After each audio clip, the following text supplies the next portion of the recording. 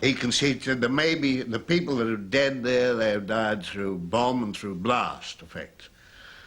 He said there may be a few who suffered from radiation from the gamma rays released at the time of the explosion. That's normal. But there are no residual radiation effects. There can be no residual radiation effects. The bomb was exploded at sufficient height to avoid that. I assured him what I'd seen in the hospitals and what they had told me in the hospital, that people who had not even been in Hiroshima were dead and were dying. In the end, all I can assume is you formed the victims of the Japanese propaganda. In fact, for all of Japan, the rate of leukemia suddenly increased by 50% and stayed at that level until the 1950s, although this was not reported at the time. The official truth was quite different, and even as propaganda was extraordinary. Here, in the New York Times, the War Department denies categorically that the bomb produced dangerous radioactivity.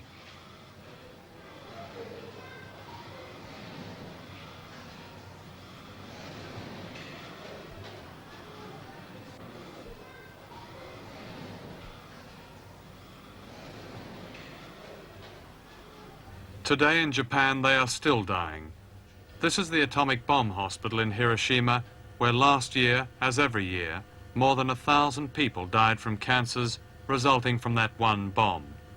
In 1945, the unthinkable was acted upon. As a result, perhaps 500,000 Asians have died, often slow and terrible deaths. What is truly unthinkable is that it now might happen to us.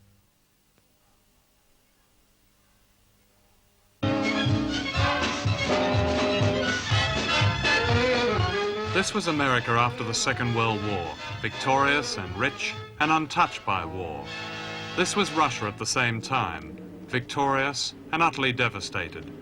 In 1946, former Vice President Henry Wallace revealed that he had warned President Roosevelt that the US military were planning what he called a preventative atomic strike against the Soviet Union. In 1949, a Russian bomb was exploded, and arms technology soon dominated both American and Soviet economies. In America today, the military-industrial complex helps to keep alive some 22,000 major corporations. New weapons mean an endless cycle of competition and profit. In the Soviet Union, the military is the most modern and national and respected of all institutions, to which much of the nation's resources are mortgaged. In both countries, nuclear weapons like space technology are linked in the public mind with national prestige